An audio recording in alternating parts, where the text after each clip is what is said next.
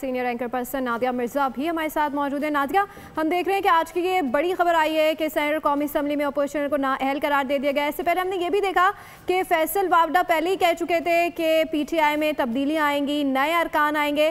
क्या ये इसी तरफ इशारा था? Thank you very much. जी बिल्कुल इसी तरफ इशारा था और ये बड़ी खबर जरूर है लेकिन अनएक्सपेक्टेड नहीं है।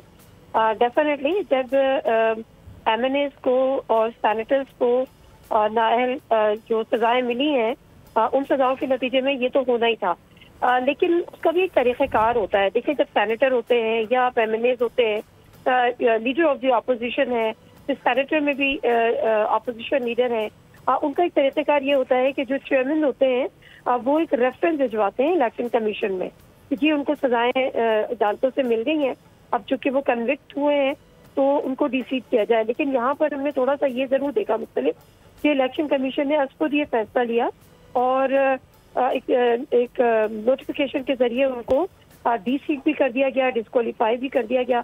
तो मेरा ख्याल है कि ज़ाहिर जो ड्यू प्रोसेस है उसको खाली फॉलो नहीं किया गया। इलेक्शन कमीशन की थोड़ी सी फुर्तियाँ हैं और ये होना ही था, ये इसका तरीका यही होता है। और जाहिर सी बात है जब वो कन्विक्ट हो गए अदालतों से तो स्पीकर को, लेकिन ये स्पीकर का इत्तेफाक था कि स्पीकर रेफरेंसेस भेजते।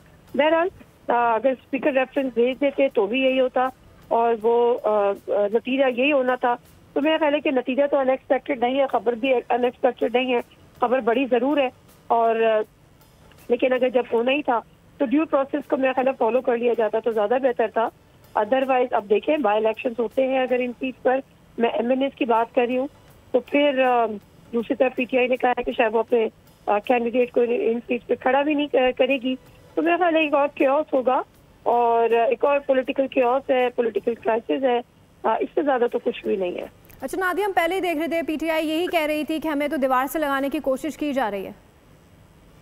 एग्जैक्टली देखिए, उनका तो अभी से तो नहीं है ना ये रोना तो उनका उस वक्त से है जब इलेक्शन हुए। और आपको पता है कि 8 फरवरी के इलेक्शन हुए, वो कहते हैं हमें जी वोट पड़े। एक लंबी कहानी है, वो हमें और आपको अच्छी तरह से पता है।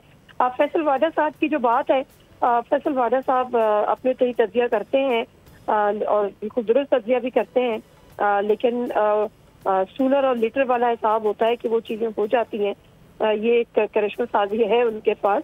तो डेफिनेटली दीवार से लगाने की कोशिश, क्या दीवार से तो वो ऑलरेडी लगे हुए हैं और मेरा ख्याल है बहुत ज़्यादा कोशिश करने की भी ज़रूरत नहीं है। उनकी अपनी पार्टी के अंदर जो कुछ इस वक्त हो रहा है जिससे वो लोग खुद आपस में दस्तो गिरेबान है, कोई एक दूसरे के ऊपर एतबार करने को नहीं तैयार है, खुद कोई एक दूसरे के ऊपर एतमाद करने को तैयार नहीं है। तो बाहर से तो शिकायत बाद में करें ना, पहले तो अपने गिरेबानों में जाके अपनी तो आप यूनिटी दिखाएं, उसके बाद आप बताएं कि हमें दीवार से लगाने की साजिश हो रही है। दीवार से तो आप खुद भी लग रहे हैं, आप अपने एक दूसरे को आप लगा रहे हैं। जब आप एक दूसरे को लगा के स्पेस दे रहे हैं तो फिर आप बाहर से क्या शिकायत कर रहे हैं। सब्सक्राइब करें और बेल दबाएं ताकि कोई खबर रह न जाए।